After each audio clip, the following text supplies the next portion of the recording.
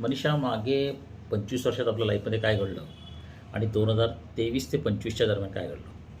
एक तर मी 14 वर्षांत तुझ्या जे घरी आलो. मी येणार नव्हतो. मी आलो, हॉटेलमध्ये राहिलो आणि मी जाणार होतो. पण तुम्हाला आश्वासन दिलं की तू ये, तू डायबिटीजने आजारी पडला आहेस, तुझी सगळी देखभाल करेन वगैरे वगैरे सगळं. मी म्हटलं, बाबा मला स्वच्छता, टापटीपणा, कारण पूर्वीचे अनुभव आहेत, पूर्वी मला तुमच्या घरातल्या लोकांनी हाकलून दिलं आहे. तर तुझ्या शब्दासाठी आणि तुला छळ होतो आहे म्हणून, आणि तुझं क्लिनिक बिनिक चाललं आहे, तू पेशंट तपासले, तो मला थोडं सांभाळलं देखील नाही असं नाही.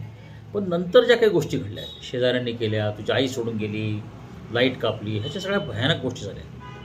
ह्या गोष्टींना मी जबाबदार आहे का? गेल्या 2 वर्षातल्या गोष्टींबद्दल बोलतो मी. तुझी आई मला शिवीगाळ करते, ती म्हणते मी फसवलेलं आहे, तिची एफडी लुटलेली आहे, ती लोकांना जाऊन सांगते, आसपासचे लोक मला शिवीगाळ करतात, हल्ले करतात. माझा तुला साधा प्रश्न आहे, तू यांना रोखलं का नाही? मी तुला अनेक वेळा हात जोडले. बरं, ह्या लोकांनी टायमिंग कसा काढला की माझी कंपनी बर्बाद केली गेली पहिले, मग मी डायबिटीसने आजारी आणि ह्यांना लक्षात आलं की हा आता वीक आहे, ह्याला मारायला पाहिजे. बरं, मला वाचवणार कोण नाही? मग ह्या संपूर्ण काळामध्ये तू ह्यांना रोखलं का नाही? माझ्यावर हल्ले होत गेले. मी तुझ्या नातेवाईकांना, तुझ्या आईला, सगळ्यांना उत्कृष्ट वागणूक दिलेली आहे.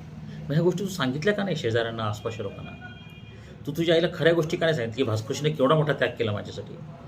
तुझ्या आईला आपण विमानाने बोलवलं, व्हिडिओ काढले, तिला सन्मान दिला, तिला खाण्यापिण्यावर कधी टोकलं नाही, तिच्या मुलांना टोकलं नाही, तिच्या नातवांचे जीव वाचवले. मग ही स्त्री मला वाटते तसं बोलते, माझ्या बिझनेसवर, पैशावर, शत्रूवर घाणेरड्या भाषेत बोलते. म्हणजे तुझ्या आईच्या, तुझ्या नातेवाईकांच्या मेंदूत एवढी घाण आहे, ती घाण तू का नाही काढली? आणि हे मला इतक्या शिवेगाळा, मानसिक छळ, बदनामी, हल्ले करतायत. आज माझ्यासारख्या माणसाला अंगावर येतात लोक, मी काठी घेऊन त्याच्या मागे धावतो. 200 रुपयासाठी मला लोक शिव्या घालतात. हे कशासाठी? ही जबाबदारी माझी आहे. माझा तुला प्रश्न असा आहे की तुझ्या नातेवाईकांना तू रोखलं का नाही? तुझ्या शेजाऱ्यांना तू खरं का नाही सांगितलं? तुझी आई एकही चांगली गोष्ट माझ्याबद्दल सांगत नाही लोकांना. तिच्यासाठी 11 महिने सेवा दिलेली आहे, तिचा जीव वाचवलेला आहे, तिची प्रॉपर्टी वाचवली आहे, तिच्या मुलांनी तिला लुटलेलं आहे, तिच्या मुलांनी तिला बर्बाद केलेलं आहे, तिच्या मुलांनी तिला भिकेला लावलेलं आहे. म्हणजे इतकी विकृती, इतकी घाण तुमच्या फॅमिलीमध्ये माझ्याबद्दल आहे. मी हे तुला बोलतोय, हातापाय पडतोय, समजून सांगतोय, तुझ्या आईला सांगतोय की बाबा काय देणं घेणं असेल मला सांगा. ती 10 लोकांना सांगते आणि तू शांत बसते.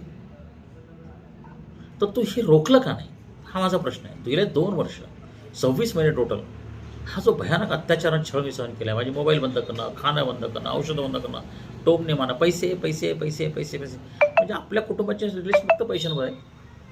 मी तर कधी पैशांचे विषय काढले नाहीत. तुमची मुलं आली, नातवंड आले, वडील आले, आई आले, खाण्यापिणं, कपडे, गिफ्ट्स, कधी काही बोललो नाही पैशावरून. माझे स्वतःचे पैसे होते ते. मग तुम्ही प्रत्येक गोष्टी तुला पैशाला छळलं का? आणि तू रोखलं का नाही मनीषा या लोकांना, या विकृतीपासून?